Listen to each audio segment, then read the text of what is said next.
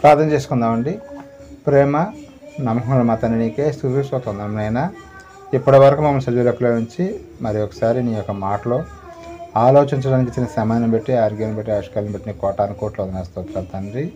మరి ఇప్పటి వరకు పాటలు పాడటం ఎందును, వాక్యం చదవటం ఎందును, మొదటి మెసేజ్ చెప్తూ ఎందును నీ హస్తం మాకు తోడుగా ఉంచి నడిపించడానికి వందన స్తోత్రాలు తండ్రి. అలాగే ప్రాముఖ్యమైన సమయంలోకి వెళ్తూ ఉండగా పరిశుద్ధాత్మ యొక్క పరిపూర్ణమైన సహాయాన్ని నాకు అందించమని అర్థిస్తూ ఈ ప్రార్థన నీ ప్రియకుమారుడు మా రక్షకుడు అయిన యేసుక్రీస్తు శక్తి గల నామమున అడిగి వేడుకుంటున్నా పరమ తండ్రి, ఆమెన్.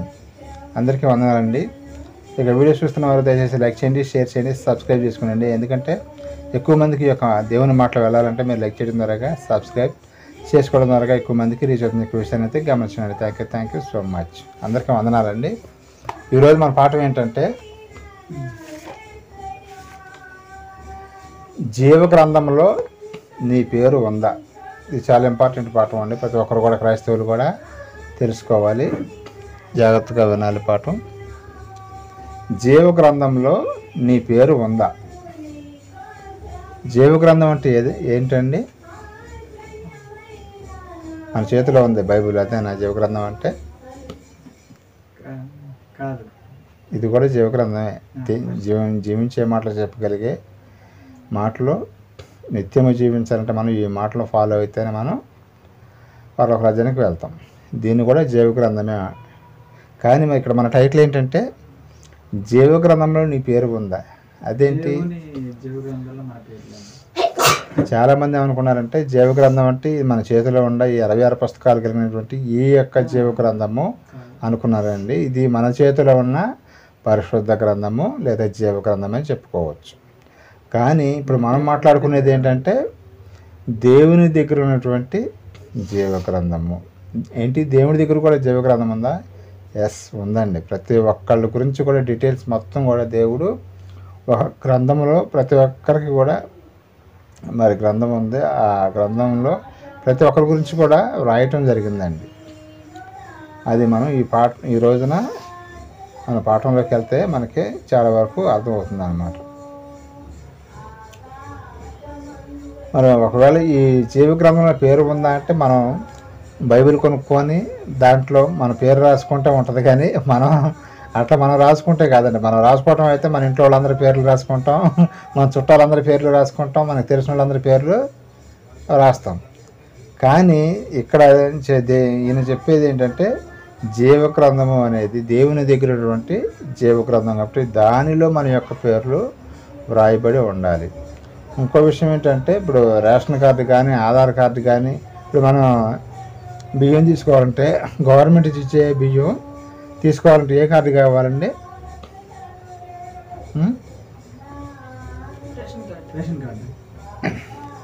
అదే మన ఐడెంటిటీ కోసం ఆధార్ కార్డు ఉంటుంది. కానీ ఇక్కడ దేవుడు ఒక మాట చెప్పడం జరిగింది. అది చదువుకుంటే మనకు కొంచెం ఒక్కోసారి భయం కూడా వేసిద్ది. అదేంటో చూద్దాం. ప్రకటన గ్రంథము 20:15 ఒకసారి చదవండి. ప్రకటన గ్రంథము 20:15.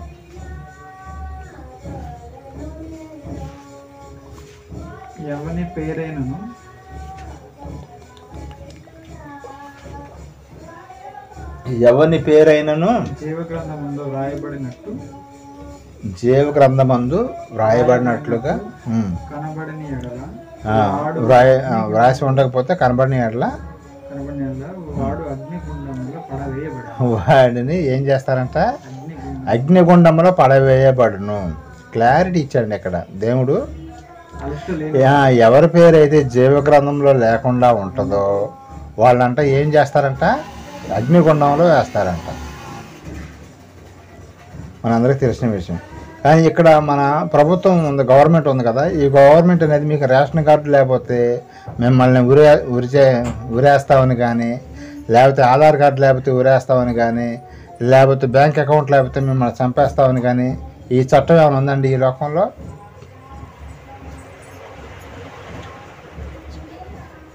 ఏమండి చెప్పండి. ఆధార్ కార్డు లేకపోయినా, లేకపోతే రేషన్ కార్డు లేకపోయినా, లేకపోతే బ్యాంక్ అకౌంట్ లేకపోయినా మిమ్మల్ని చంపేస్తాము అనే మాట గవర్నమెంట్ ఇప్పుడున్న ఈ ఆర్డర్ పాస్ చేసిందండి. జీవో ఎక్కడ తీసుకొచ్చినట్టు మనకు తెలుసా? లేదు. కానీ ఇక్కడ జీవగ్రంథంలో ప్రకటన గ్రంథం 20:15 ఏం చెబుతుందంటే, మీ యొక్క పేర్లు కనుక ఈ యొక్క జీవగ్రంథంలో లేకపోతే మిమ్మల్ని అగ్నిగుండం అంట. అగ్నిగుండం అంటే మరి ఎంతసేపు అనేది దీన్ని అగ్నిగుండం? గంట 2 గంటల, లేకపోతే ఒక రోజు, లేదా ఒక నెల రోజులు ఉంటుందమ్మంట అక్కడ అగ్నిగుండంలో? చెప్పండి, ఆన్సర్ చెప్పాలి. ఒక గంట సేపు అయితే తట్టుకోవచ్చు, లేదా ఒక రోజు 24 గంటలైనా తట్టుకోవచ్చు, లేదా ఒక నెల అయినా ఎటో కట్ట ఓపికతో ఉండవచ్చు. కానీ ఈ అగ్నిగుండం అనేది యుగాల పాటు కూడా ఉంటుందండి. మరి ఆ యుగాల పాటు ఉండే అగ్నిగుండంలోకి వెళ్ళకుండా ఉండాలంటే మన పేరు ఎక్కడ వ్రాసి ఉండాలంట? జీవగ్రంథంలో వ్రాసి ఉండాలి.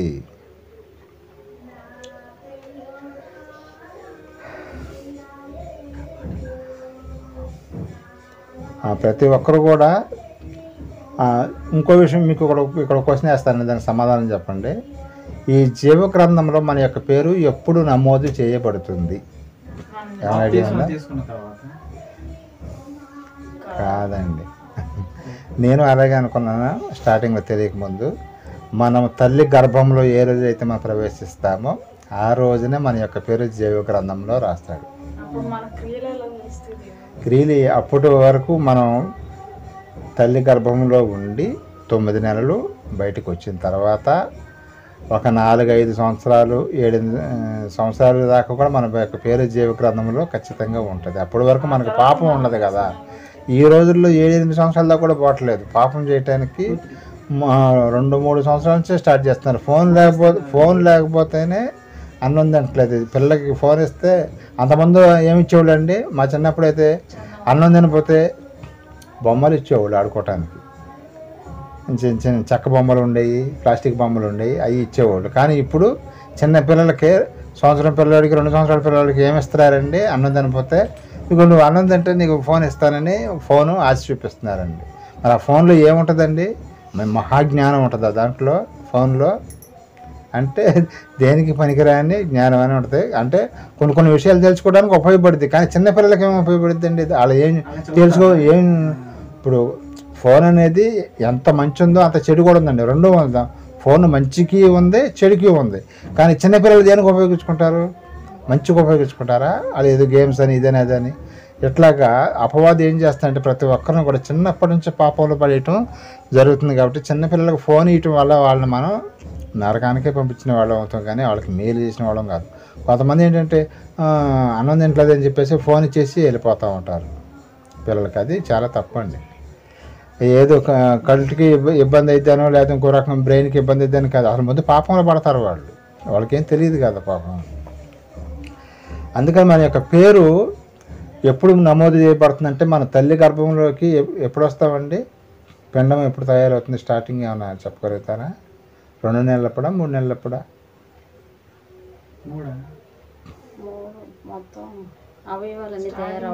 స్టార్టింగ్ రోజునే ఉంటుంది. అది ఎప్పుడు? అది తల్లికి ఎప్పుడు తెలిసిద్దండి?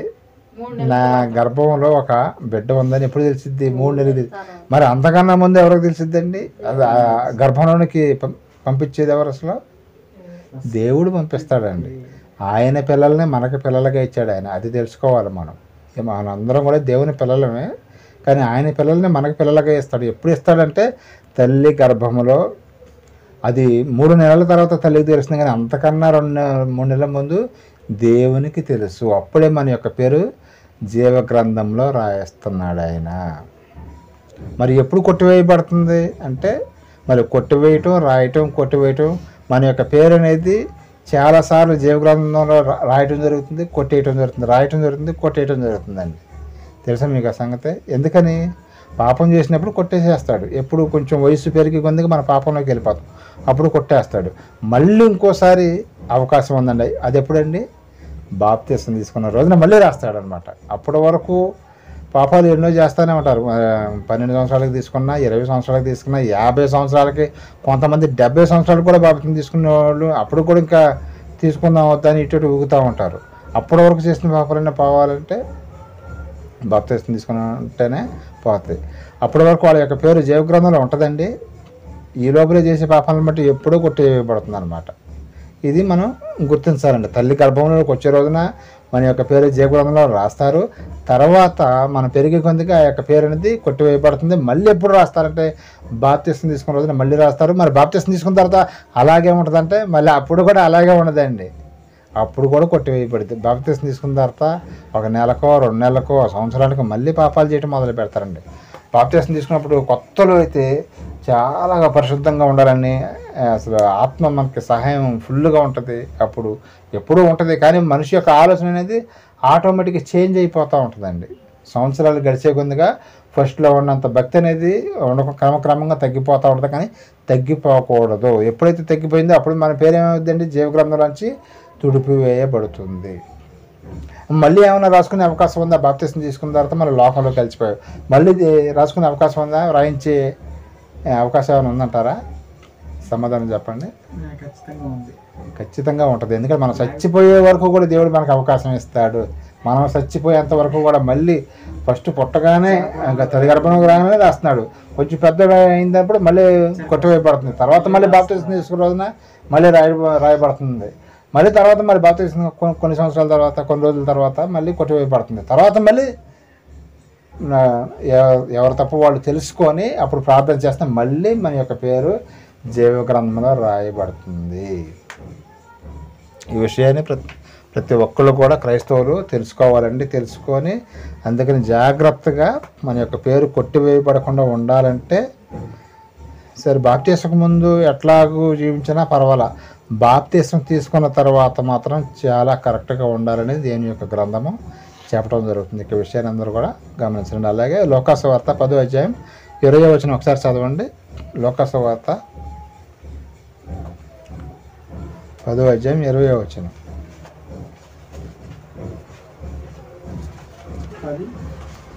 10:20 లోకాసు వార్త 10వ అధ్యాయం 20వ వచనం అండి. అయినను దయ్యములు మీకు లోపడుచున్నవి, సంతోషింపక ఈ పేరులో పరలోకమందు వ్రాయబడి ఉన్నాయని సంతోషించుడని వార్త చెప్పాను. ఈ మాట ఎవరితో ఎవరు చెప్పారండి? సందర్భం ఐడియా ఉందా? ఎవరెవరితో చెప్పారంటే యేసుక్రీస్తుల వారు శిష్యుల్ని ఆయన ఇద్దరిద్దరిని చొప్పున సువార్త చెప్పడానికి పంపిస్తాడండి. పంపిస్తే వీళ్ళు సువార్త చెప్పడానికి వెళ్తే అక్కడ కొన్ని దెయ్యాలు వదిలించడం జరుగుతుంది. వీళ్ళు ఆ ఏరియాలో అప్పుడు దేవుని యొక్క వాక్యం స్థిరపరచడానికి కొన్ని దెయ్యాలని దేవుడు పర్మిషన్ ఇవ్వడం జరిగింది కదా. ఆ యొక్క దెయ్యాలని వీళ్ళు ఏం చేస్తున్నారంటే శిష్యులు వీళ్ళు ప్రార్థన చేస్తే దెయ్యాలు కూడా లోబడుతున్నాయి అంట వీళ్ళకి. మా ప్రభువు పంపించాడు ఆయన శిష్యులు వీళ్ళు అని చెప్పేసి ఈయన ప్రార్థన చేస్తే సరే దెయ్యాలు వెళ్ళిపోతున్నాయి అనంట. అప్పుడు వీళ్ళు సంతోషపడుతున్నారు. ఎవరో శిష్యులు యేసుప్రభు దగ్గరికి వచ్చి అప్పుడు వీళ్ళు ఏం చెబుతున్నారంటే, ఇప్పుడు చదవడం మీకు అర్థమైంది, శిష్యులు మాట్లాడుతున్నారు అనమాట. అయినను దయ్యములు మీకు లోబడుచున్నావని సంతోషింపక మీ పేర్లు పరలోకమందు వ్రాయబడి ఉన్నాయని సంతోషించడం. వాళ్ళేంటి దెయ్యాలు కూడా పోతున్నాయి మేము ప్రార్థన చేస్తామని సంతోషపడుతున్నారు. కానీ యేసుక్రీస్తు వారు అది దెయ్యాలు ఉంది వస్తూ ఉంటాయి పోతా ఉంటాయి, అది కాదు మ్యాటర్. ఇక్కడ మీ యొక్క పేర్లు జీవగ్రంథంలో రాయబడి ఉన్నాయని అది మీరు సంతోషపడాలి. దానికి మించిన సంతోషం ఈ ప్రపంచంలో ఏది లేదని చెబుతున్నాడు ఆయన. దెయ్యాలే కానీ నీకు లేకపోతే 10 కోట్ల డబ్బులు వచ్చినా లాటరీలో, లేకపోతే 100 కోట్ల డబ్బులు వచ్చినా, లేకపోతే రియల్ ఎస్టేట్లో నీ యొక్క స్థలానికి కొన్ని కోట్ల రూపాయలు విలువ వచ్చినా ఇది కాదు నువ్వు సంతోషపడాల్సింది. ఇదని తాత్కాలికం. ఇదంతా ఎక్కడ జరిగిద్ది అంటే భూమి మీద జరిగిద్ది. మన యొక్క ఆత్మ పరలోక రాజ్యం వెళ్ళాలంటే మన యొక్క పేరు జీవగ్రంథంలో వ్రాయబడి ఉండాలి అని చెప్పడం జరిగింది అనమాట. యేసుక్రీస్తు వారు క్లారిటీ ఇచ్చేసాడాక ఇదంతా సూర్యుని కింద ఉన్నదంతా వ్యర్థము వ్యర్థము వ్యర్థము అని చెప్పినట్టుగా ఇదంతా వ్యర్థం అయ్యా. మీ దెయ్యాలు లోపడుతుంది సంతోషపడమాకండి మీరు, అది కాదు నథింగ్. కానీ మీ యొక్క పేర్లు గ్రంథంలో ఉండేయని మీరు సంతోషపడాలని చెప్పడం జరిగింది యేసుక్రీస్తు వారు.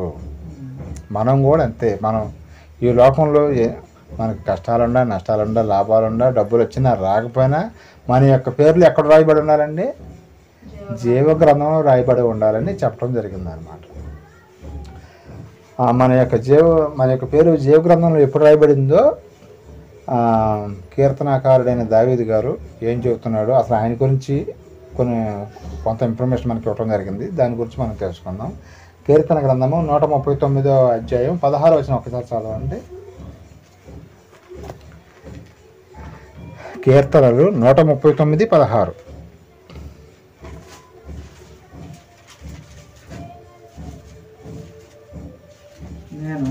ఉమ్. పిండమనై ఉండగా నేను పిండమని ఎవరండి ఈ మాటలు మాట్లాడేది? దావీదు గారండి. నీ కన్నులు నన్ను చూశాను. ఇది ఎప్పుడు దేవుడు ఎప్పుడు చూశాడంట దావీదు గారిని? పిండమనై ఉండగా. పిండం అంటే ఏంటండి?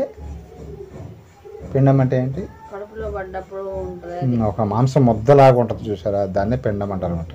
ఇంత పిండముగా ఉన్నప్పుడు అంట దేవుడు ఎప్పుడు చూసాడంట ఆయన్ని పిండముగా ఉండగా? ఇప్పుడు చదవండి. నేను పిండమనై ఉండగా నీ కన్నులు నన్ను చూశాను. అప్పుడే దేవుడు చూశాడంట. అసలు అది ఎవరికన్నా మనం చూడటం కుదిరిద్దండి? అసలు కన్న తల్లిని చూడగలిగితే పిండముగా ఉన్నప్పుడు? స్కానింగ్ రిపోర్ట్లో చూడటం కానీ డైరెక్ట్గా లోపలికి వెళ్ళి చూడటం దేవుని వల్లే అయింది తెలుసా. స్కానింగ్ తీసిన తర్వాత అప్పుడు ప్రెగ్నెంట్ కాదు డాక్టర్లు చెక్ చేసి చెబుతారు. కానీ దేవుడు చూసారా మనం పిండమునై ఉండగా? ఇప్పుడు చదవండి. నేను పిండమనై ఉండగా నీ కన్నులు నన్ను చూశాను. నియమింపబడిన దినములలో ఒకటైనాను కాక మునిపే నా దినములన్నీ నీ గ్రంథములో లిఖితములాయెను. చాలండి. మనం ఎన్ని రోజులు భూమి మీద ఉండాలనేది ఎప్పుడు రాశాడంటే ఆయన, మనం ఫస్ట్ రోజు తల్లి గర్భంలోకి ఎప్పుడు వస్తున్నామో ఆ రోజునే ఇతను 20 సంవత్సరాలు ఉండాలా, లేకపోతే 50 సంవత్సరాలు ఉండాలా, 70 సంవత్సరాలు ఉండాలా, 100 సంవత్సరాలు ఉండాలనేది ఆ రోజునే రాయటం జరుగుతుంది. అలాగే దావీదు గారు కూడా మరి ఆయన గర్భంలో ఉన్నప్పుడు దేవుడు ఏం చేశాడంట, నేను ఈ భూమి మీద ఎన్ని సంవత్సరాలు ఉండాలో, ఎన్ని సంవత్సరాలు జీవించి ఉండాలో అప్పుడే నేను ఈ యొక్క గ్రంథంలో రాసుకొని ఉన్నావు అని చెప్పడం జరిగింది. ఇందాక చెప్పినట్టుగా తల వెంట్రుకలు లెక్కింపబడి ఉన్నవి. మనకి తెలుసుదండి, మన తలలో ఉన్న వెంట్రుకలు తెలుసా నీకు? ఇన్ని తల మీద ఎన్ని వెంట్రుకలు ఉన్నాయి? కౌంటింగ్ తెలియదు. నాకు తెలియదు, మీకు ఎవరికి తెలియదు. కానీ ఎవరికి తెలుసు? ఒక ఆయనకి తెలుసు. మన తండ్రి అయిన దేవునికి మాత్రం ఒకటి కూడా తప్పు లేకుండా చెప్పగలుగుతాడు ఆయన. ఎందుకంటే మనందరిని కలగజేసిన సృష్టికర్త కాబట్టి. అలాగే దావీదు గారు తల్లి గర్భంలోనికి ఎప్పుడైతే వచ్చాడో అప్పుడు ఆ రోజునే దేవుడు చూసినట్టుగా చెప్పడం ఆయన గ్రహించాడు. చూసారా దావీదు గారికి ఎంత జ్ఞానం ఉందో. దావీదు గారు ఏదో ఒక్కసారి మాత్రం ఆయన తప్పు చేసాడులే, కానీ నిజంగా చెప్పాలంటే దావీదు గారు చాలా జ్ఞానవంతుడని చెప్పుకోవచ్చండి. జ్ఞానం లేకపోతే ఈ కీర్తనలు రాయటం కానీ, మరి రాజ్యాన్ని పరిపాలించడం కానీ. మరి గొలియాతును చంపింది ఎవరండి? గొలియాత్ గారి యొక్క హైట్ ఎంత అండి? ఎంత ఉండేవాడు అంట ఆయన? 13 అడుగులు పైనేనంట. సైంటిఫిక్గా చూస్తే 13 అడుగుల పైనే ఉన్నాడంట ఆయన. అసలు ఆయన చూస్తేనే వీళ్ళందరూ దుడుచుకునేవాళ్ళు అంట. మరి దావీదు ఎంత ఉండేవాడు అంటే ఆయన బాలుడు అని. మరి 13 అడుగుల ఉన్న వ్యక్తిని ఇంత చిన్న అది చేత్తో పట్టుకుని ఇసిరేయచ్చు అనమాట. బంతి కనుక మనం అట్లా ఇసిరేస్తాం, అట్లా ఇసిరేయచ్చు. కానీ దేవుడు తోడుగా ఉండబట్టి అతని బాడీ మొత్తం కూడా కవచమే ఉంది, కానీ ఇక్కడ కొంచెం గ్యాప్ ఉందంట. కవచం ఇది మొత్తం కవచమే ఉంది ఆయనకి, గొలియాత్కి. కానీ ఇక్కడ గ్యాప్ ఉండే వరకే దావీదు గారు వడిశాల రాయి తిప్పి కోడితే అక్కడ కింద పడిపోయాడు. కింద పడిపోయిన తర్వాత కింద పడగానే చచ్చిపోయాడండి ఆయన. స్రవ తప్పి దిమ్మ తిరిగి కింద పడిపోయాడు. వెంటనే దగ్గరికి వెళ్ళి కత్తితో పేక కోసి చంపేసేసాడు. చిన్న బాలుడికి మరి అంత ధైర్యం ఎట్లా వచ్చింది? పేక పోయేటువంటి అసలు మన కోడిని కొత్తుంటేనే అది గిజగిజ తనుకుంటే మనకు భయం వేసింది. తెలిసినప్పుడు మరి అంత మనిషిని పేక కొత్తుంటే ఆ మనిషి ఎంత గిలగిల తనుకొని ఉంటాడు అక్కడ.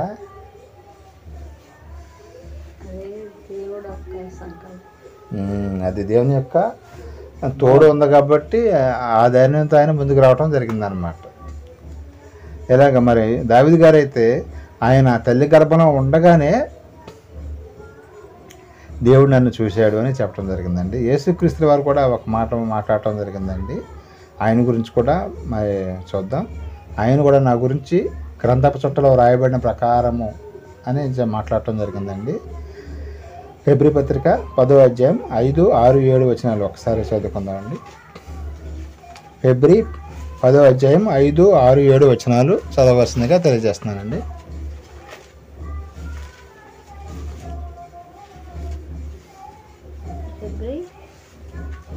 హెబ్రీ పత్రిక 10వ అధ్యాయం 5, 6, 7 వచనాలండి. కాబట్టి ఆయన ఈ లోకమందు ప్రవేశించినప్పుడు యేసుక్రీస్తు వారు ఇలా చెబుతున్నాడు.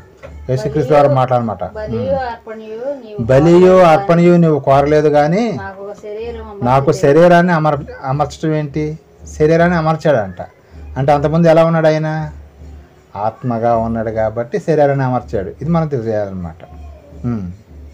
పూర్ణ హోమములను పాప పరిహార బలులను నీకు ఇష్టమైనవి కాదు. ఈ బలులు కానీ ఈ హోమాలు కానీ దేవునికి ఇష్టం లేదంట. ఏమి ఇష్టం అంట? అప్పుడు నేను గ్రంథపు చుట్టలో నన్ను గూర్చి రాయబడిన ప్రకారం దేవా నీ చిత్తం నెరవేర్చు. ఈ గ్రంథపు చుట్టూ ఎక్కడ ఉందండి? పరలోక రాజ్యంలో దేవుని దగ్గర ఉందన్నమాట. గ్రంథపు చుట్టలో రాయబడిన ప్రకారం యేసుక్రీస్తు వారి గురించి కూడా రాశాడు దేవుడు. ప్రతి ఒక్కరి గురించి రాస్తాడు. అలాగే మరి నీ గురించి నా గురించి కూడా రాశాడండి ఆయన.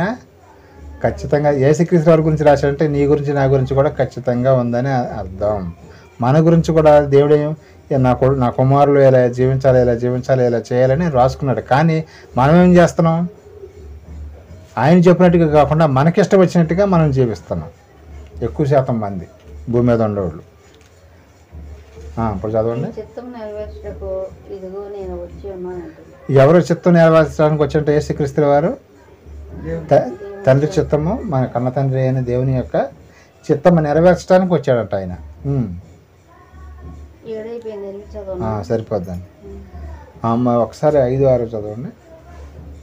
కాబట్టి ఆయన ఈ లోకమందు ప్రవేశించినప్పుడు ఇలాగ చెప్పుచున్నాడు, బలియు అర్పణయు నువ్వు కోరలేదు కానీ నాకు ఒక శరీరం అమర్చితివి. పూర్ణ హోమములు పాప పరిహార బలులు నీకు ఇష్టమైనవి కావు. అప్పుడు నేను గ్రంథపు చుట్టలో నన్ను గూర్చి రాయబడిన ప్రకారం దేవా నీ చిత్తం నెరవేర్చుటకు ఇదిగో నేను వచ్చి ఉన్నానంటే. అదే మనం కూడా ఇక్కడ యేసుక్రీస్తు వారు ఎలాగా మాట్లాడుతున్నాడో మనం కూడా అలాగే ఉండాలి. ఆయన ఏమన్నాడు? గ్రంథపు చుట్టలో నా యొక్క పేరు ఎట్లాగైతే నా గురించి రాసేవని దాని ప్రకారమే నేను స్క్రిప్ట్ ప్రకారంగా వచ్చేసేస్తున్నాను, వెళ్ళిపోతున్నానని చెబుతున్నాడు. అలాగే దేవుడు నీ గురించి నా గురించి మనందరి గురించి కూడా ఒక స్క్రిప్ట్ ప్రకారంగా రాశాడు. కానీ చాలామంది ఏం చేస్తున్నారంటే దానిని పట్టించుకోకుండా వీళ్ళ సొంతంగా ప్రవర్తిస్తున్నారండి. క్రైస్తవులలో కూడా మరి చాలామంది చాలా రకాల పాపాలు చేసేవాళ్ళు ఉన్నారు. అవన్నీ మనం చెప్పుకోవాల్సిన అవసరం లేదు, అందరికీ తెలిసిన విషయమే. కానీ యేసుక్రీస్తు వారు ఎక్కడన్నా పాపం చేసినట్టు మనం చూస్తామండి బైబిల్ మొత్తం మీద. ఒక చిన్న పాపం కూడా చేయలేదండి. కానీ బాప్తిస్మం తీసుకున్న తర్వాత చాలామంది చాలా పాపాలు చేస్తూనే ఉంటారు. కానీ యేసుక్రీస్తు వారు అయితే ఆ గ్రంథంలో ఎలాగైతే రాయబడిందో అలాగే లాస్ట్లో సిలువ మీద కూడా ఉండేటప్పుడు కూడా ఆయన నా గురించి ఏం రాయబడింది ఏంటి, ఓహో నేను ఒకటి మర్చిపోయాను అనుకొని ఒక మాట అన్నాడండి. ఏంటండి అది? నేను దప్పిక కొనుస్తున్నాను. అసలు నిజంగా దాహం వేసిద్దండి ఆ పరిస్థితిలో ఉండే వాళ్ళకి. ఇది ప్రవచనం అన్నమాట. ఈ ప్రవచనాన్ని నెరవేర్చకపోతే కనుక దేవుడి నామానికి మరి చెడ్డ పేరు వచ్చిందని చెప్పేసి అప్పుడు ఆ శిలువ మీద ఉన్నప్పుడు నేను దప్పికొనుచున్నాననే మాట అనటం జరిగింది యేసుక్రీస్తు వారు.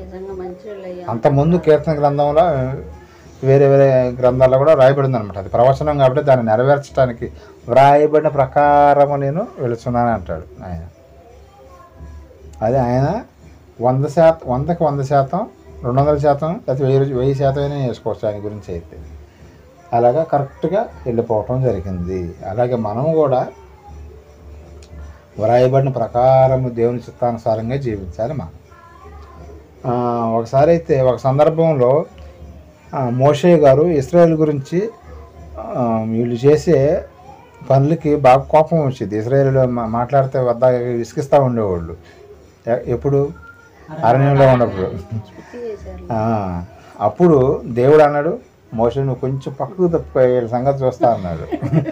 అప్పుడు మోషే గారు ఏమన్నాడు తెలుసా? అది మన బైబిల్లోంచి చూద్దాం. నిర్గమాకాండము ఏమన్నాడు చదువుదాం. నిర్గమాకాండము 32:31-32.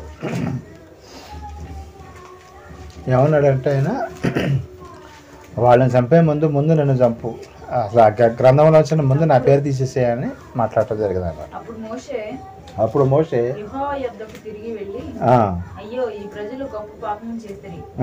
సరే వీళ్ళు మంచివాళ్ళు ఏం కాదు, ఒకసారి నేను కాదంటలేదు అన్నాడు. వీళ్ళు పాపం చేశారు, ఓకే. బంగారపు దేవత అంట. అయ్యో నీవు వారి పాపమును ఒకవేళ పరిహరించితివా, లేని ఎడల నీవు వ్రాసిన నీ గ్రంథములో నుండి నా పేరు తుడిచివేయమని అని బ్రతిమలాడుకొనెను. చూసారా? వాళ్ళని కనుక మీరు చంపేస్తే ముందుగా నువ్వు రాసుకున్నావు కదా గ్రంథము. ఏ గ్రంథం అండి ఇది? దేవుడి దగ్గర ఉండే జీవగ్రంథం. జీవగ్రంథం అని. జీవగ్రంథంలో ఎవరి పేరు రాసుకున్నారంట? దేవుడు మోషే గారి పేరు రాయటం జరిగిందండి. అప్పుడు ఏమన్నాడంటే, ముందు అసలు ఆ గ్రంథంలో నా పేరు ముందు తీసేసి అప్పుడు వీళ్ళ సంగతికి అప్పుడు దేవుడు ఏం చేయాలండి? ఇక అసలు దేవుడికి ఒక రకంగా చూస్తున్న వార్నింగ్ ఇచ్చినట్టుగా లేదు ఇక్కడ. అంటే ఎదురు ఆయన మాటకి అడ్డు తగిలినట్టుగా ఉంది ఇక్కడ. ఆ దేవుడి మనకి అసలు అడ్డు తగిలితే ఊరుకుంటాడండి ఆయన, కానీ ఇక్కడ ఊరుకున్నాడు. ఎందుకంటే ఈయన మంచివాడు కాబట్టి, ఈయన అడిగిన కోరికలో న్యాయం ఉంది కాబట్టి. స్వార్థం కోసం కదా. అసలు అతని పేరే తీసేవంటే అసలు స్క్రాప్ గాళ్ళు వీళ్ళ పేరు తీసేయాలి కానీ వీళ్ళ లేకుండా చేయాలి. కానీ ఒక్కగానొక్కడు నా కోసం నిలబడి ఈ నాయకుడిని చంపుకుంటే ఉపయోగం ఏముందని దేవుడు సైలెంట్ అయిపోవటం జరిగింది అన్నమాట. మరి ఆయన మన న్యాయం కనుక ఉన్నట్టయితే ఖచ్చితంగా దేవుడు కూడా మన ప్రార్థన ఖచ్చితంగా ఆలకిస్తాడండి. మోషే గారు ఆ మాట అనేవారికి దేవుడు సైలెంట్ అయిపోయాడు. సర్లే నీ మాట మీద పోనిస్తున్నాలే అంటాం జరిగింది. అయినా సరే ముందుకు వెళ్ళాక ఇంకా చాలా తిక్కల పనులు చేస్తారు. అప్పుడు ఐగుప్తు దేశం నుంచి బయలుదేరింది ఎంతమంది అండి? మొత్తం టోటల్ ప్రజలు చాలాసార్లు చెప్పుకున్నాం. 7 లక్షల మంది టోటల్. కాలుబలమే 6 లక్షల మంది. కాలుబలం అంటే కుర్రోళ్ళే, యవ్వనస్తులే 6 లక్షల మంది అంట. మళ్ళీ వాళ్ళకి భార్యలు ఉంటారా, పిల్లలు ఉంటారా, మళ్ళీ తల్లిదండ్రులు ముసలోళ్ళు ఉంటారా, అందరూ కలిసి 25 లక్షల నుంచి 30 లక్షల లోపం మంది అంట. 30 లక్షల మందికి ఐగుప్తు దేశం నుంచి కానాను దేశానికి వెళ్ళింది ఎంతమంది అండి? 2 మాత్రమే వెళ్ళడం జరిగిందండి. చూసారా? ఎన్నోసార్లు విసిగించినా సరే మోషే గారు ప్రతి దానికి తలకి మన ఈ లోకంలో కూడా ప్రతి దానికి మనకి అడ్డు తగులుతూనే ఉంటారండి. ఎవరిలోకలు ఏదో రకంగా మనల్ని ఇబ్బంది పెట్టాలని చూస్తూనే ఉంటారు. కానీ మనం ఏంటంటే తలకి ఉంచుకొని వెళ్ళిపోతామే. మనకి దేవుడు 60 సంవత్సరాలు ఇచ్చాడు, 70 సంవత్సరాలు ఇచ్చాడు తెలియదే, కానీ లేకపోతే మహా అయితే 80 ఇస్తాడేమో. ఈ 60, 70, 80 సంవత్సరాలు కూడా ఎన్నో సమస్యలు వస్తాయండి. మోషే గారికి వచ్చినాయి, యేసుక్రీస్తు వారికి వచ్చినాయి ఎన్నో సమస్యలు. ఆయన సేవ చేసింది 3.5 సంవత్సరాలు అయినా సరే 3.5 సంవత్సరాల్లోనే ఎన్నో ఇబ్బందులు పెట్టారు. శిష్యులు ఇబ్బంది పెట్టారు, శాస్త్రులు, పరిచయాలు వాళ్ళైతే అసలు అడుగడికి ఎన్నో అడ్డంకులు ఆయనకి తెలుసా యేసుక్రీస్తు వారికి. ఇంకో విషయం, ఆయన పుట్టిన దగ్గర నుంచి కూడా అసలు 2 సంవత్సరాల లోపలనే చంపేయాలని హేరోదు మహారాజు చూడటం జరిగింది. అలాగే యేసుక్రీస్తుల వారికి మరి శ్రమ తప్పలేదంటే మన శ్రమలు వస్తాయా రావండి? ఖచ్చితంగా వస్తాయి. కానీ వాటిలోంచి బయటికి తీసుకొస్తాడా లేదంటే ఖచ్చితంగా తీసుకొస్తాడు దేవుడు. మనం ఓపికతో ఉండాలి అని మనం నేర్చుకోవాలండి. ఇక్కడ చూసారా, మోషే గారు వాళ్ళకి అడ్డుపట్టడం జరిగిందన్న. ముందుగా నీ యొక్క జీవ గ్రంథంలో నా పేరు రాయబడింది కదా, దాన్ని కొట్టేసేసి, అంటే దానికి అర్థం ఏంటి? నేను నరకానికైనా వెళ్ళిపోతాను కానీ వీళ్ళ మాత్రం నువ్వేమీ చేయొద్దు అని ఒక మాటలు చెప్పడం జరిగింది మోషే గారు. ఎందుకు ఇంకో మాట కూడా అంటాడు, వీళ్ళని బట్టి కాదండి, వీళ్ళ పితరులను బట్టి తండ్రి వీళ్ళని క్షమించు. వాళ్ళ పితరులు ఎవరండి? అబ్రహాం గారు, ఇస్సాక్ గారు, యాకోబు గారు వీళ్ళు ఉన్నారు కదా. వాళ్ళు దేవుడి పట్ల ఎంతో భయం భక్తి కలిగి జీవించారు. వాళ్ళని బట్టి ఒక్కోసారి మనం కూడా అంటాం, వీళ్ళను తప్పు చేసినానుకో, పోనీ వీళ్ళ అమ్మ మొహం చూసి క్షమిస్తున్నాం, లేకపోతే వీళ్ళ నాన్న మొహం చూసి క్షమిస్తున్నాం అంటారు కొంతమంది కొన్ని సందర్భాలు. ఎందుకంటే వాళ్ళ అమ్మ నాన్న మంచివాళ్ళు కాబట్టి ఈ కొడుకు చెడ్డోడైనా సరే ఇక్కడ ఉన్న వ్యక్తి ఏంటంటే వాళ్ళు మంచివాళ్ళు, వాళ్ళని బాధ పెట్టడం ఇష్టం లేదని ఇతను క్షమిస్తారు. అలాగే మోషే గారు కూడా వీళ్ళు మంచివాళ్ళు కాకపోయినా సరే ఇశ్రాయేలీయులు వాళ్ళ పితరులు అబ్రహాం గారు, ఇస్సాకు గారు, యాకోబు గారు చేసిన మంచి పనులను బట్టి తండ్రి వీళ్ళని క్షమించండి అని ప్రార్థన చేయడం జరిగింది అన్నమాట. కొన్ని సందర్భాల్లో తల్లిదండ్రులను బట్టి కూడా మనకి సేఫ్ జోన్లోకి రావడం జరుగుతుంది అనమాట. ఎక్కువ విషయాన్ని కూడా గమనించాలి. అలాగే 33 వచనం కూడా ఒకసారి చదవండి. నిర్గమకాండం 32 అధ్యాయం 33 వచనం.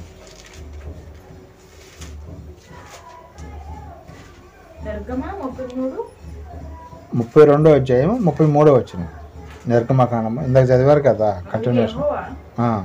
ఎవడు నా ఎదుట పాపం చేసెను వాని నా గ్రంథము నుండి తుడిచివేయుదును. అది ఎవరైతే తప్పు చేస్తారో వాళ్ళని మాత్రమే గ్రంథంలోంచి తీసేస్తాను. కానీ ఇప్పుడు తప్పు చేసింది ఎవరండి? మోషే గారు చేశారా లేకపోతే వాళ్ళు చేశారా, ప్రజలు చేశారా? అసలు లెక్క అయితే వాళ్ళని చంపేసేద్దామని అనుకున్నాడు ఆయన దేవుడు. కానీ మోషే గారు దానికి అడ్డుపడి నా యొక్క పేరైనా తీసేయగానే నన్ను నేను పాపం చేసినట్టుగా భావించి నన్ను నరకానికి పంపించి వాళ్ళని సేఫ్ జోన్లో ఉంచాయని బ్రతనాడుకోవటం జరిగిందనమాట. అది మోషే గారు ఆయనలో ఉన్న గొప్ప లక్షణం ఏంటంటే, ఇంకో విషయం ఏంటంటే మోషే గారి గురించి ఇంకా చాలా మంచిగా చెప్పుకోవచ్చండి. ఐగుప్తు రాజుగా కూడా అవకాశం ఇస్తే ఒప్పుకున్నాడు ఆయన. ఒప్పుకోలేదుగా, నాకు అవసరం లేదు. క్రీస్తు విషయమైన నిందే నాకు గొప్ప భాగ్యం అనుకున్నాడండి ఆయన. ఇదేంటి ఒక 60-70 సంవత్సరాలు రాజుగా ఉంటాం కంటే అక్కడ యుగ యుగాల పాటు కూడా వాళ్ళ పిచ్చోళ్ళే ఆ మాట మాట్లాడేదండి. మనం ఏమనుకుంటాం, అవకాశం మనకి ఇస్తే కనుక అనుకుంటాం మనం. కానీ అక్కడ మోషే గారు అట్లా అనుకోలేదండి. ఇక్కడ 60-70 సంవత్సరాలు, 80 సంవత్సరాలు, 100 సంవత్సరాలు, 120 సంవత్సరాలు బతికాడు ఆయన మోషే గారు. తెలుసా, 120 సంవత్సరాలు బతికిన తర్వాత అయినా ఎక్కడికి వెళ్తాడు, నరకానికి వెళ్ళిపోతాను నేను, నాకు అది వద్దు, అసలు నాకు పరలోక రాజ్యం కావాలని చెప్పేసి ఆయన ఏళ్లతో పాటు శ్రమ పట్టడానికి ఒప్పుకున్నాడు. ఆయన 80 సంవత్సరాల వయసులో స్టార్ట్ చేశారు నడవటం. ఈ ఐగుప్తు దేశం నుంచి కానాను దేశాన్ని బయలుదేరినప్పుడు మోషే గారి వయసు ఎంత అండి? 80 సంవత్సరాలు. 80 సంవత్సరాలు అంటే ఇప్పుడు వాళ్ళు అసలు నడవగలుగుతారండి, అసలు ఓపుకుంటుందా? ఆయన 80 సంవత్సరాల వయసులో స్టార్ట్ అయిన 120 సంవత్సరాలు, 40 సంవత్సరాల పాటు కూడా ఆయన జీవించడం జరిగిందండి. ఆయన 120 సంవత్సరాలు కూడా కంటి చూపు తగ్గలేదంట. మనకి ఇప్పుడు 35 ఏళ్ళకి, 40 సంవత్సరాలకి, 50 సంవత్సరాలకి కళ్ళు కనబట్టల. ఆయన 120 కంటి చూపు తగ్గలేదంట 120 సంవత్సరాలకు కూడా ఆయనకి. అంటే అప్పట్లో తిండి వేరు, అదంతా. ఇప్పుడు అంతా మనం తినేది మందు కూడా కదండి. ఫోన్లు కూడా లేవు, ల్యాప్టాప్లు లేవు, మళ్ళీ టీవీలు లేవు. అందుకనే వాళ్ళ కళ్ళు బాగా అక్కడ దాకా ఎందుకు, అసలు కొంచెం వెనక్కి వెళ్తే మా నాయనమ్మ గారు, ఆమెకి 75-80 సంవత్సరాల దాకా ఉంటుంది. ఆ వయసులో కూడా సూదుల దారం ఎక్కిచ్చేది ఆ మనిషి. 75-80 సంవత్సరాల వయసులో సూదుల దారం ఎవరైనా ఎక్కిస్తారండి? ఇప్పుడు ఉన్నోళ్ళు ఇప్పుడు 40 సంవత్సరాలకే సరిగ్గా మసక కనపడుతున్నారు. కొంతమంది చిన్న పిల్లలు పుడతానే కళ్ళజోళ్ళతో పుడుతున్నారు. ఎల్కేజీ యూకేజీ చదివే పిల్లలకు కూడా కళ్ళజోళ్ళు అండి. అదేంటంటే ఐ సైట్ అన్నారు. ఏంటో ఐ సైట్ అంట. అది పెద్ద డిగ్రీ లాగా ఉంటుంది జనాలకి. కానీ మంచి ఆహారం తీసుకొని ఫోన్లకి వాటికి కొంచెం దూరంగా ఉంటే కొంతవరకు సేఫ్ జోన్లో ఉంటుంది. ఎందుకంటే ఇంకో విషయం ఏంటంటే, మనం తీసుకునే ఆహారం అంతా కూడా పొల్యూట్ అయిపోయిందంటే, ఒక్క మంచినీళ్ళు తప్ప ప్రతి ఒక్కటి కూడా కలుషితమే. మంచినీళ్ళు కూడా ఒక్కోసారి కలుషితం, వర్షం పడ్డప్పుడు మురికి నీళ్ళు వస్తూ ఉంటాయి, అవి కూడా ఒక్కోసారి కలుషితం అయిపోతూనే ఉంటాయి. కాబట్టి మోషే గారు చూసారా, నా యొక్క పేరు జీవ గ్రంథం నుంచి తీసేసినా పర్వాలేదు కానీ వాళ్ళు మాత్రం ఏమి చేయొద్దని బ్రతిలాడుకోవటం జరిగింది మాట. అలాగే ఇంకా మనం చూడగలిగితే ఫిలిప్పీ పత్రిక 4:3 ఒకసారి చూడండి.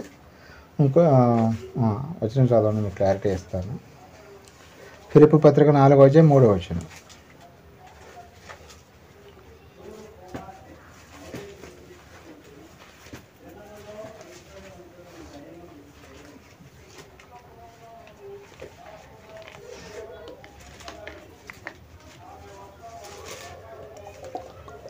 ఫిలిప్పీ 4:3 అండి. నిజమైన సహకారి ఆ స్త్రీలు క్లెమంతులతోనూ నా ఇతర సహకారులతోనూ సువార్త పనిలో నాతో కూడా ప్రయాసపడిన వారు కనుక వారికి సహాయం చేయమని నిన్ను వేడుకొంచున్నాను. ఆ సహకారుల పేర్లు జీవగ్రంథంలో రాయబడి ఉన్నాయి. అది ఈ మాట మాట్లాడేది ఎవరండి? ఫిలిప్పీ పత్రిక రాసింది ఎవరండి? పౌలు గారు. ఎస్, పౌలు గారు ఏమన్నాడు అంటే, కొంతమంది స్త్రీలంట ఆయన సువార్త పని చేస్తుంటే ఆయనకి సహకారులుగా ఉన్నారంటండి వాళ్ళు. అదేంటి సహకారులు ఎట్లా? ఈయనంటే ప్రసంగం చేస్తాడు, మరి వాళ్ళు ఏం చేస్తారు స్త్రీలు? చేపలేటాలు, ఓడవటాలు, మంచి ఇప్పుడు చదవండి, మీకు క్లారిటీ వస్తుంది. పౌలు గారు మాట్లాడుతున్నారు ఇప్పుడు, జాగ్రత్తగా ఉందాం. నిజమైన సహకారి ఆ స్త్రీలు క్లెమంతుతోనూ నా ఇతర సహకారులతోనూ సువార్త పనిలో నాతో కూడా ప్రయాసపడిన వారు గనక వారికి సహాయం చేయమని నేను వేడుకొనుచున్నాను. ఆ సహకారుల పేర్లు కూడా జీవగ్రంథంలో రాయబడి వాళ్ళ యొక్క పేర్లు ఎక్కడ రాయబడుతున్నాయి అంట? జీవగ్రంథంలో. ఎప్పుడైతే మీటింగ్ పెడుతున్నామో లేకపోతే ప్రార్థన పెడుతున్నామో, సపోజ్ అప్పుడు ఎవరెవరో సహకారం చేస్తారండి? స్త్రీలు చేస్తారు, పురుషులు చేస్తారు.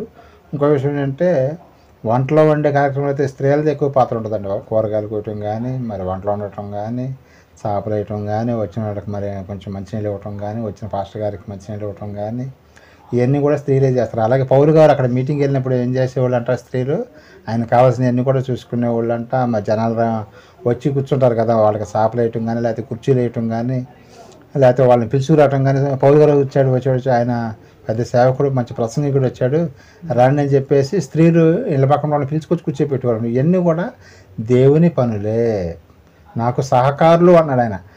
ప్రసంగం చేసేవాళ్ళు ఒక్కడుంటే సరిపోద్దా? లేకపోతే జనాన్ని తీసుకొచ్చేవాళ్ళు కూడా ఇట్లా సహకారులు కూడా కావాలండి మీటింగ్ పెట్టాలంటే? ఖచ్చితంగా కావాల్సిందే. ప్రసంగం చేసేవాళ్ళు ఒకటే ఉంటే ఎంత ఉంటే ఆయనను ఒక ఇద్దరు ముగ్గురు కూర్చుంటారు. అదే మీటింగ్ పెట్టినప్పుడు సహకారం పాంప్లెట్ పంచేవాళ్ళు కొంతమంది ఉంటారు, కుర్చీలు వేసేవాళ్ళు కొంతమంది ఉంటారు, టెంట్లు వేసేవాళ్ళు కొంతమంది ఉంటారు, వంటలు చేసేవాళ్ళు కొంతమంది ఉంటారు. వీళ్ళందరి పేర్లు కూడా దేవుడు ఎక్కడ రాస్తానని చెబుతున్నాడండి? జీవ గ్రంథంలో మీ యొక్క పేర్లు నమోదవుతాయి. ఆధార్ కార్డులో కాదు, రేషన్ కార్డులో కాదు, జీవ గ్రంథంలోనే మన యొక్క పేర్లు నమోదైతే మనంత అదృష్టవంతులు ఎవ్వరూ లేరు ఈ ప్రపంచంలో. కాబట్టి ప్రసంగం చేసే దైవ సేవకుడే కాదండి, ఆయన జస్ట్ ఒక బోర్లాగా దేవుడు వాడుకుంటాడు.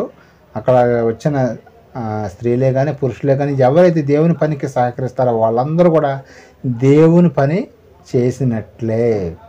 ఇది మనం గుర్తుపెట్టుకోవాలి. కొంతమంది అనుకుంటారు ఆయన పాస్టర్ గారు ఒక్కడే కదా వచ్చింది, ఆయన గొప్ప అనుకుంటారు. ఓకే, ఆయన వాక్యం చెబుతాడు కాబట్టి ఆయన యొక్క పాదాలు సుందరమని దేవుడు రాయించాడు.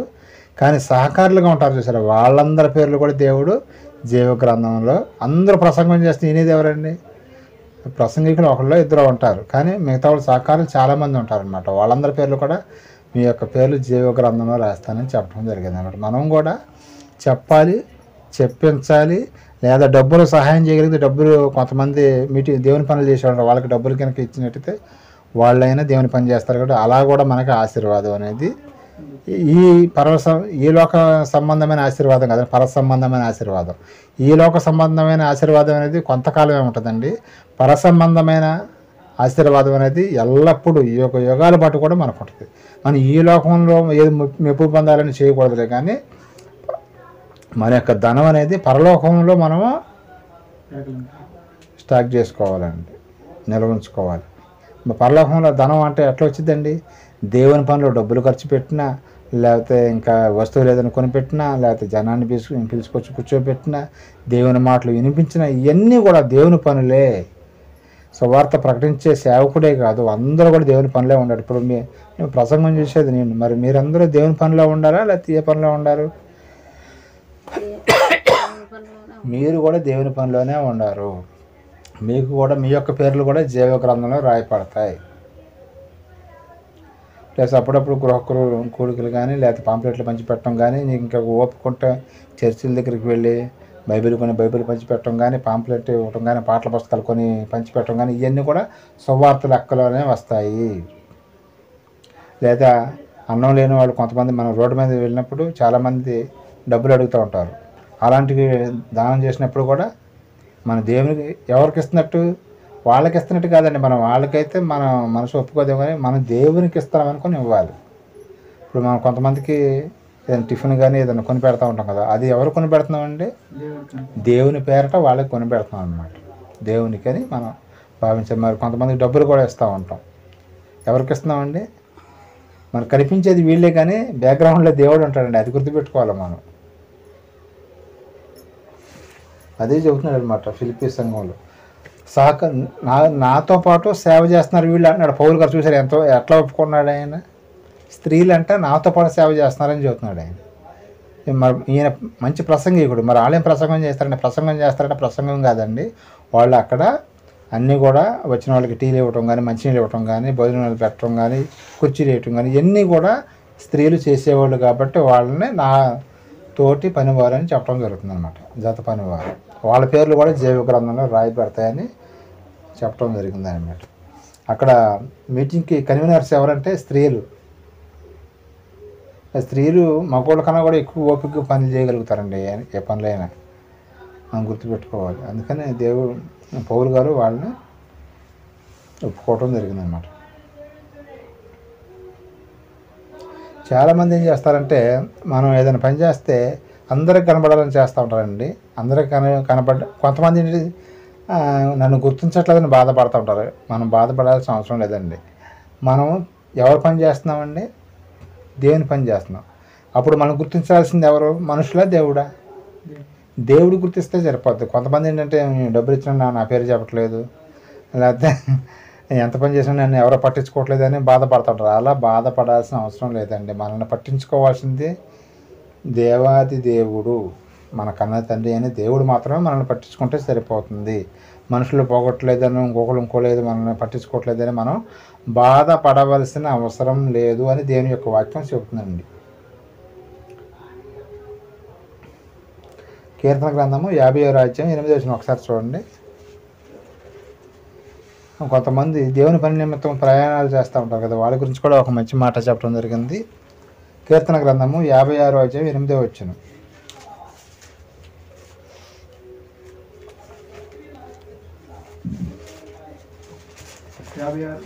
56:8. నా సంచారములు నీవు లెక్కించి ఉన్నావు. నా సంచారమును నీవు లెక్కించి ఉన్నావు. నా కన్నీళ్లు నీ బుడ్డిలో నుంచబడి నా కన్నీళ్లు నీ బుడ్డిలో ఉంచి ఉన్నావు. అవి నీ కవిలలో కనబడను కదా. కవిల అంటే పుస్తకం, అంటే జీవ గ్రంథం అన్నమాట. ఇక్కడ కీర్తనకారుడు ఏమన్నాడంటే, ఇప్పుడు చదవండి కీర్తనకారుడు ఆయన ఏం మాట్లాడుతున్నారు? నా సంచారంలో నీవు లెక్కించి ఆయన సువార్త నిమిత్తము సంచారం చేస్తూ ఉంటారు కదా సేవకులు చాలామంది, అది కూడా చూస్తున్నాడంట దేవుడు. నా కన్నీళ్లు నీ బుడ్డిలో చాలామందికి కష్టపడతా మరి ఇబ్బందులు పడతానే మరి పెద్ద పెద్ద మీటింగులు చెప్పేవాళ్ళు కూడా మనం ఏదో సుఖంగా వచ్చి కూర్చొని చెబుతున్నాను కూడా దాని వెనకాల ఎంత కష్టం ఉంటుందో తెలుసా. మనం ఇక్కడి నుంచి ఏదన్నా మైలవరం కానీ లేకపోతే విజయవాడ కానీ సువార్తకే వెళ్తామండి. ఎంత ప్రయాణం చేయాలండి? ఇక్కడి నుంచి బయలుదేరి బస్సు ఎక్కి వెళ్ళాలి. మరి కొన్ని ఏరియాల్లో మార్మూల ఏరియాలోకి వెళ్ళాల్సి వచ్చినప్పుడు నడవాల్సి వచ్చింది, ఎండలో నడవాల్సి వచ్చింది. సరైన టయానికి అప్పుడు టిఫిన్ దొరకదు, భోజనం దొరకదు, ఇబ్బంది పడాలి. ఇటు ఎన్నో ఇబ్బందులు పడతా. సేవకులు అంటే చాలామంది అనుకుంటారు కానుకలు బాగా వస్తాయి అనుకుంటారండి. కానీ ఏదో కొద్దిమందికి ఎక్కువ వస్తాయేమో కానీ చాలామంది 100కి 95% మంది చేతిలో డబ్బు లేని వాళ్ళు ఎంతోమంది ఉన్నారండి సేవకులు. అందరిని మనం తీసిపడేయకూడదు. ఏదో కొంతమంది లగ్జరీ లైఫ్ అనిపిస్తూనే ఇది 5%, 95% దేవుని పని చేసేవాళ్ళు ఎంతో ప్రయాసపడి చేస్తున్నారండి. మీటింగులకు వచ్చి చెప్పేవాళ్ళు కానీ, సేవకులు మందిరాల్లో చెప్పేవాళ్ళు కానీ, లేకపోతే సువార్తల సభలు జరిగేటప్పుడు ఎక్కడెక్కడి నుంచో పిలుస్తారండి.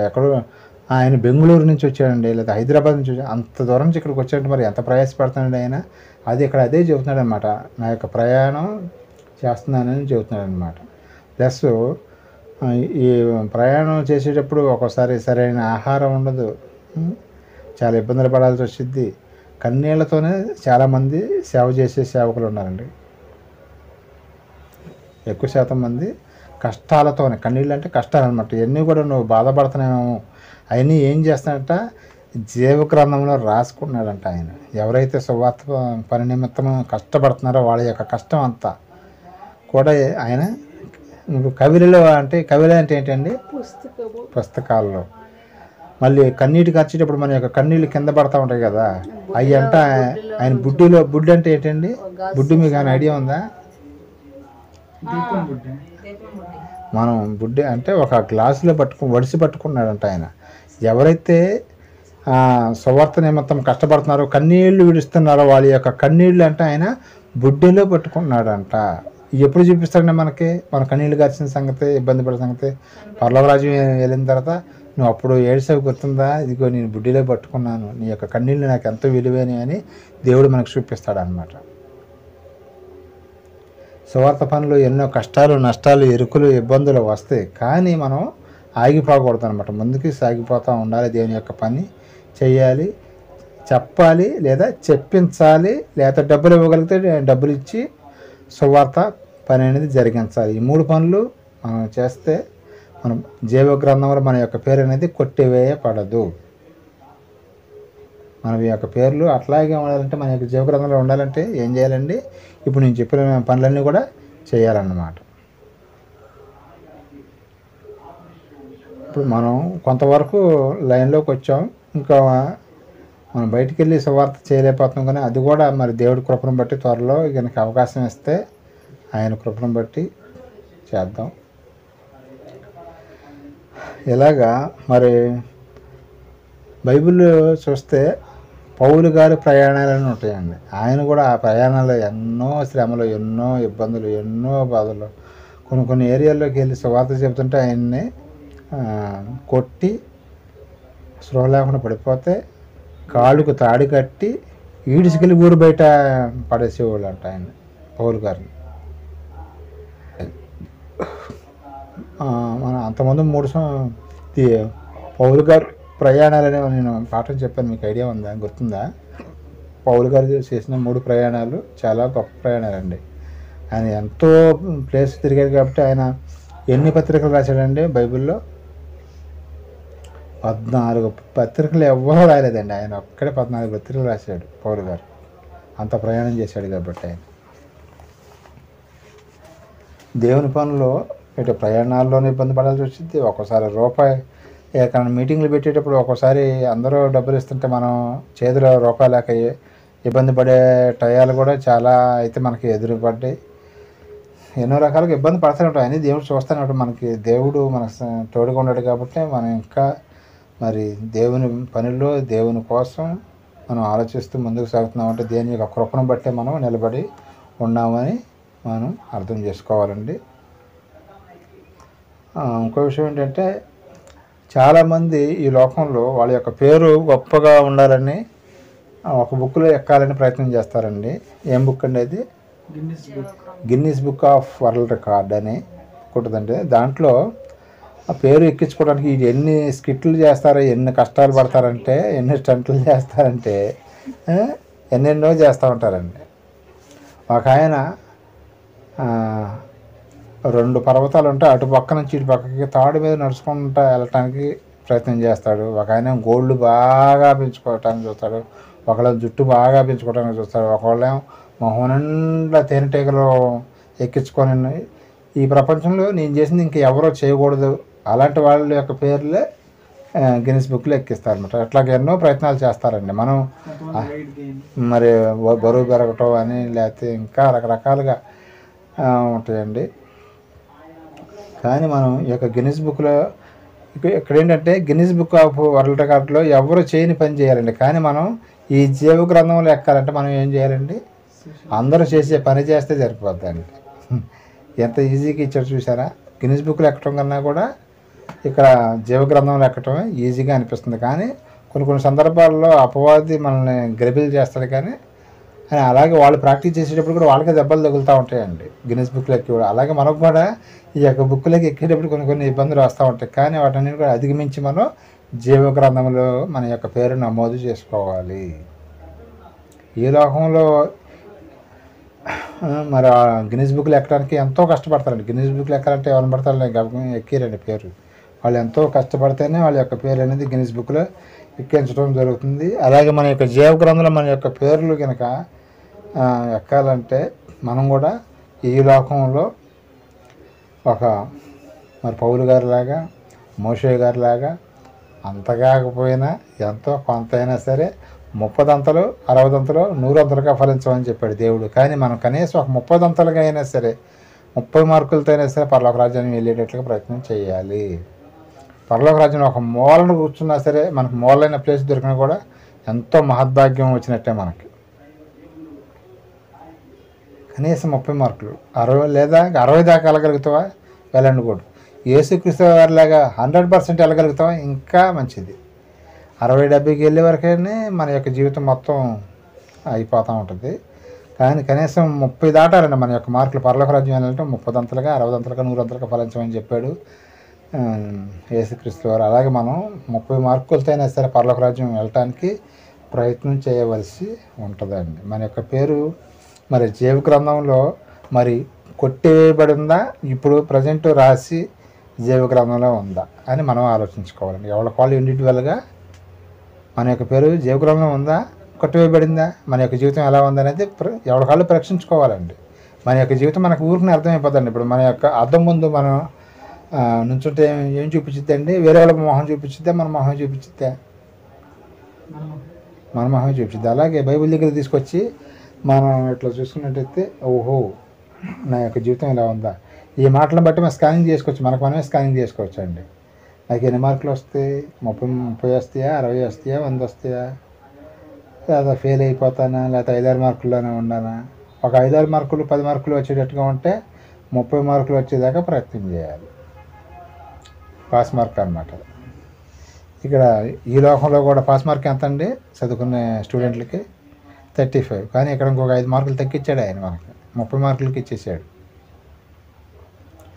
30 మార్కులు 20 మార్కులు వచ్చినా 25 మార్కులు వచ్చినా కూడా మనం పరలోక రాజ్యం వెళ్ళామండి. 30 మార్కులైనా తెచ్చుకోగలిగితేనే మనం మన యొక్క పేరు జీవ గ్రంథంలో నీ పేరు ఉందా అంటే ఎస్ నా పేరు ఉంది అని చెప్పగలిగే ధైర్యం మనకి రావాలండి.